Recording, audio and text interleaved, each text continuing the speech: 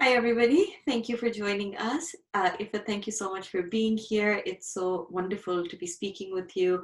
Iffat is actually Dr. Iffat Zafar Aga, who is the co-founder and COO of Sehat Kahani, which is a health tech startup out of Pakistan.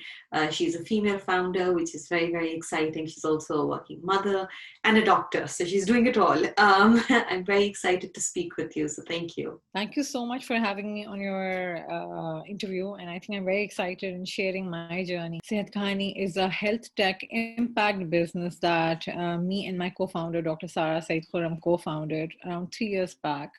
And the whole concept behind Sehat Kahani is that there's a large number of women who, after graduating and becoming doctors, are unable to practice because of social and cultural norms. And I think this is something that is very common to the South Asian culture, that people want to marry a girl who has the best accolades, who looks perfect, who's like tall, thin, beautiful, who's a doctor. But then unfortunately, when it comes to letting them work, that's where a lot of families, parents, even husbands are not comfortable with them working. And that's the case in Pakistan. So we have around 200,000 plus doctors in Pakistan. 60% of these are females. Yet when you look at stats, out of this 60%, only 23% are even registered.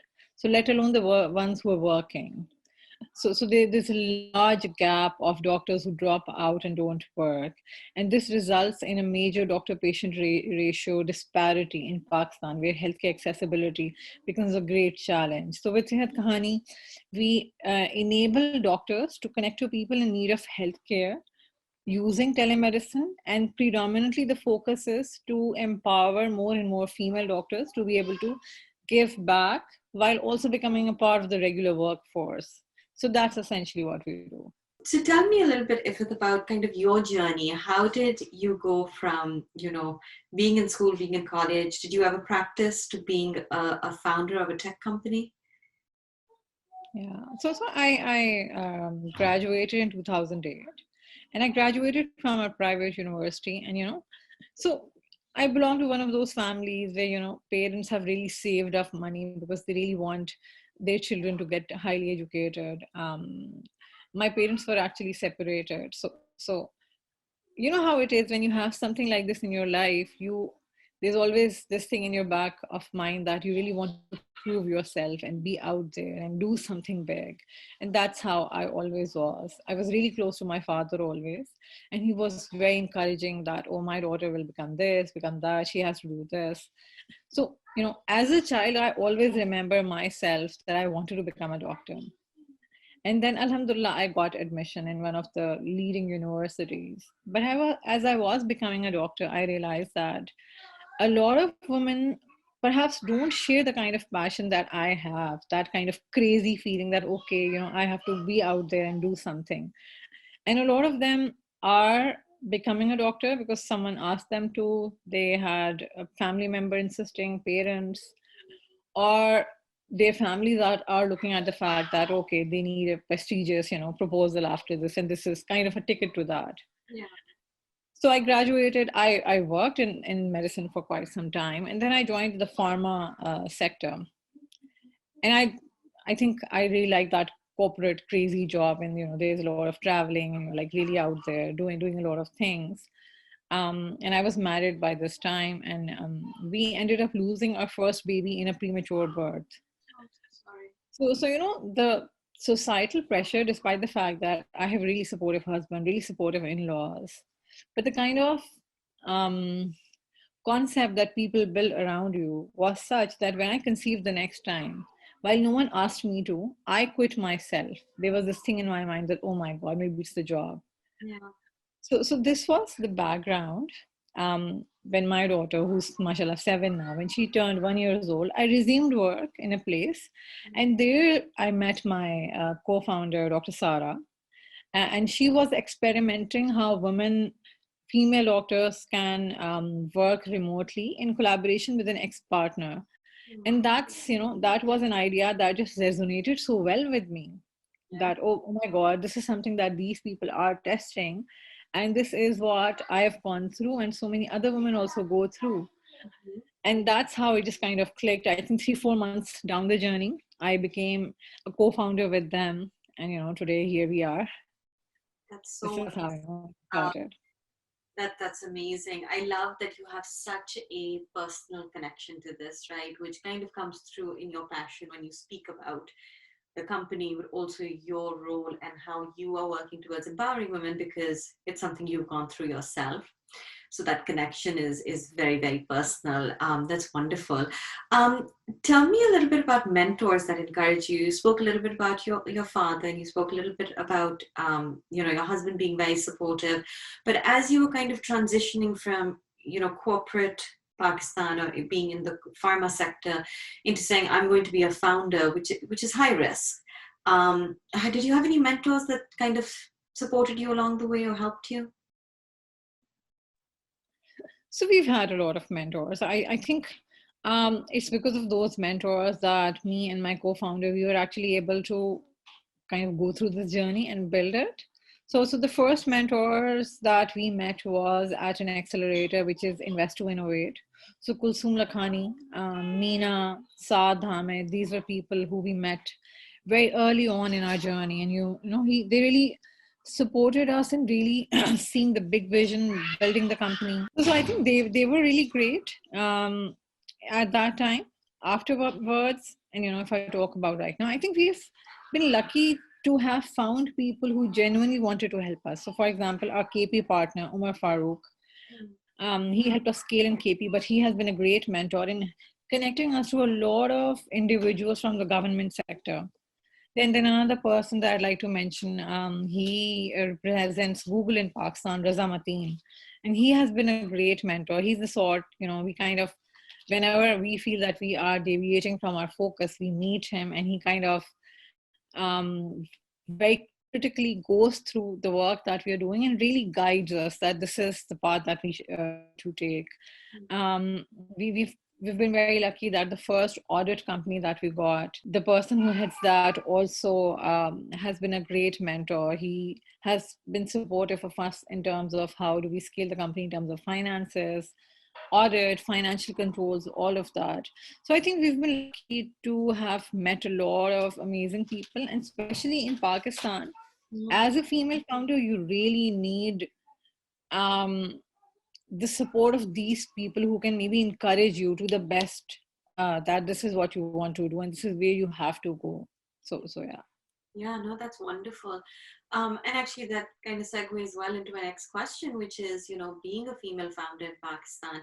I left probably 15, 16 years ago, and then I didn't come back for a while. And I've been embedded in tech here in the Valley, but I haven't really kept up with what's happening in Pakistan until very early on this year when this whole idea of female tech leaders kind of came to me. And I am just so wonderfully surprised by not only the emerging market of tech, but the amount of women that are in leadership roles. Having said that, right, there are biases that exist. Why do you think that's the case? Why do you think?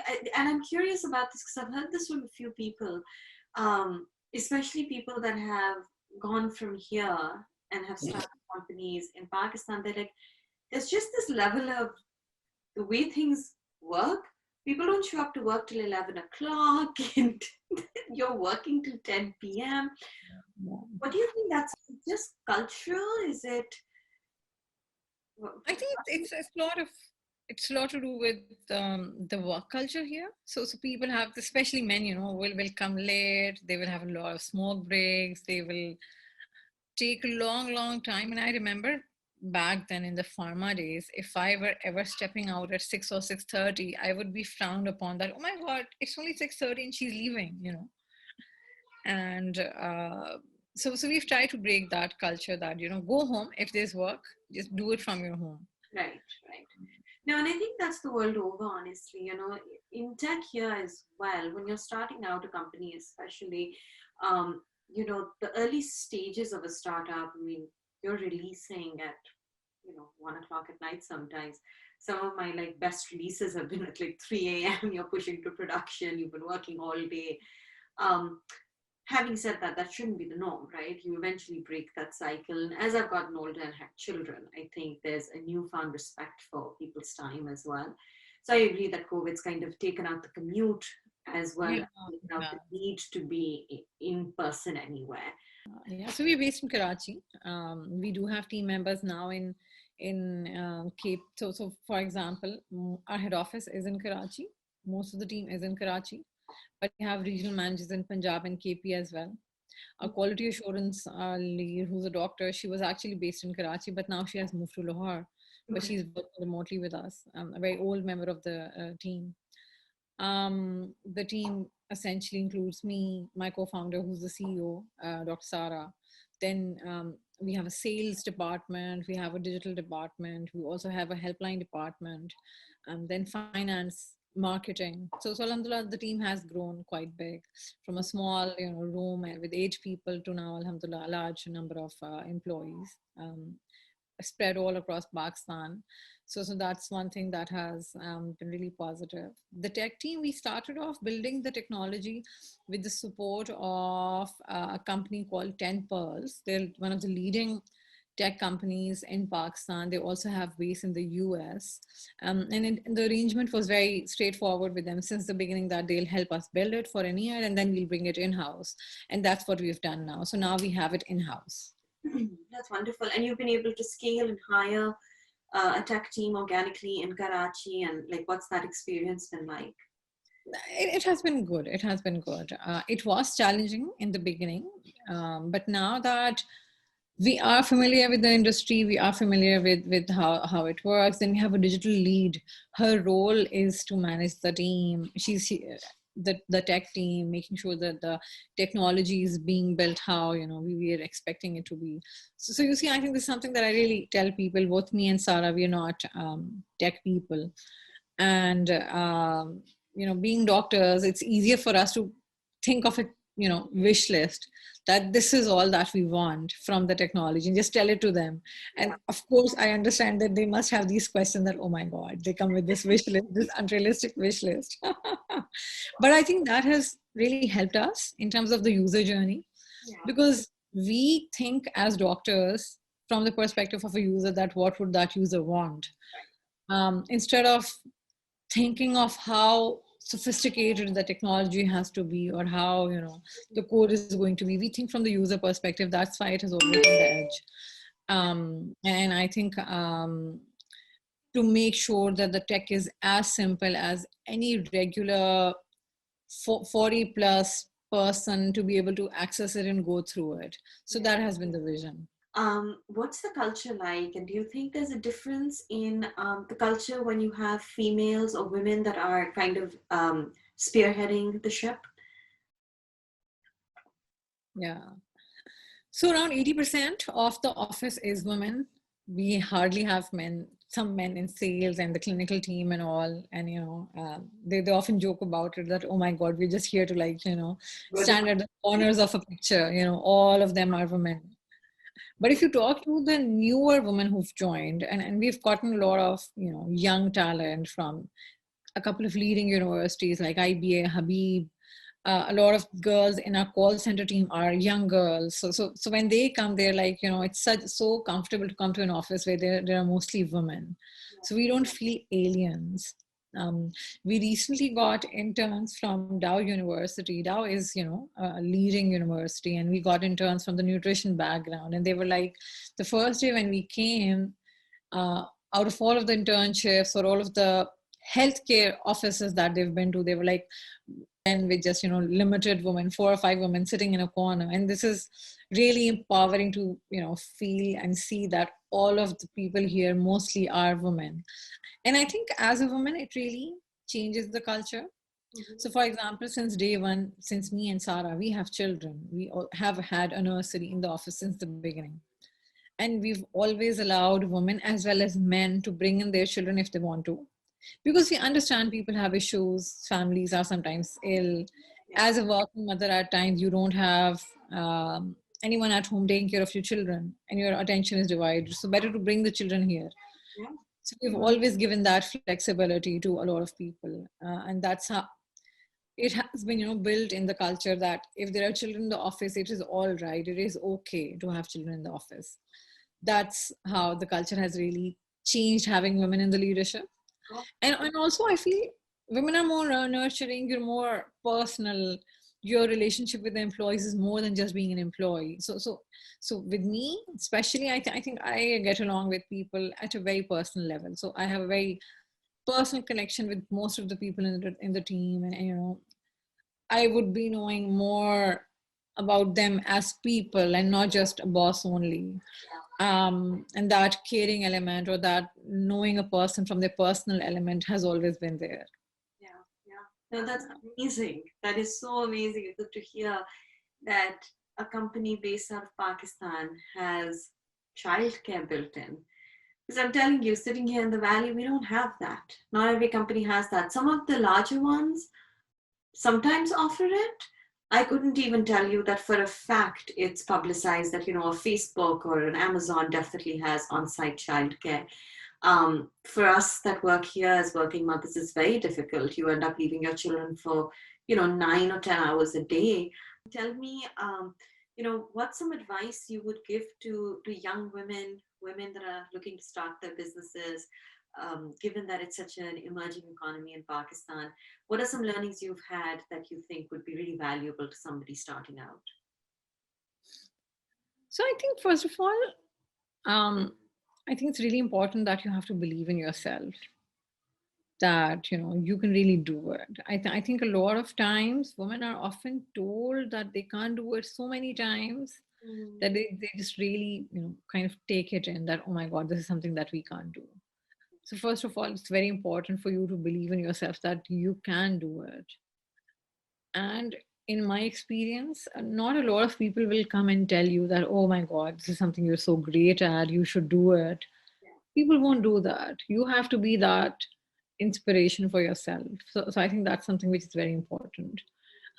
Secondly, we all have a lot of things to juggle around, whether be children, families. Again, a lot of us are challenged by the fact, um, तुम ये कैसे करोगी, ये कैसे होगा, बच्चों को कौन देखेगा, kind of phenomena. yeah, And we as women also think, oh my god, yes, they're right, who's going to do this? yeah, But you have to create that solution for yourself as well. So I think for a woman, she has to become her strongest support.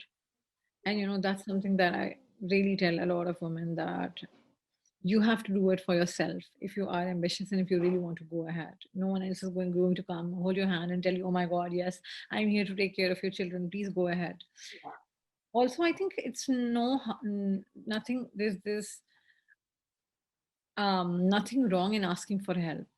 Sometimes you have to tell people that, oh my god, I have to work, this is the day I will be traveling, I want you to take care of my children, and people do stand up. yeah, But they're not going to guess it themselves. You have to tell them that this is something that I want from you. And also, as a woman, this is unfortunate, but this is how it is. You have to work more harder than men to be able to prove yourself. So be prepared for the hard work. Don't think that this is just going to come all by itself. You're going to just, sit there and, work maybe to that equal amount as a man, or maybe even less. That's not going to work out. I think for all of us women, especially in a developing country like Pakistan, where we are trying to emerge as the workforce that hasn't been in the industry since a few decades, I think we really need to prove ourselves. We have to work harder, which might be a challenge for some people, but that's how it is, unfortunately.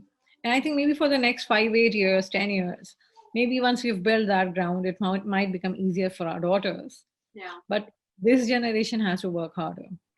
Yeah, yeah. No, that's very, very sound advice. And it is unfortunate that we do have to work harder, Yeah. and we have to prove ourselves. Unfortunately, but I do think that it's the work that we're doing, just the work that previous generations have done, on whose shoulders we're able to do some of what we're able to do, like leave our children at home. That concept didn't really exist so much when our mothers were raising us. Absolutely, Um, absolutely. so I think in that way as well, we've come a long way. Well, thank you so much for taking the time with me, Iffat. I appreciate it. I wish you the best of luck. I am in awe of the work that you are doing. It is really just you're revolutionizing something, and you may not even realize it. So thank you for that, and all the more power to you and your co-founder Sarah. Thank you. Thank you so much. Thank you.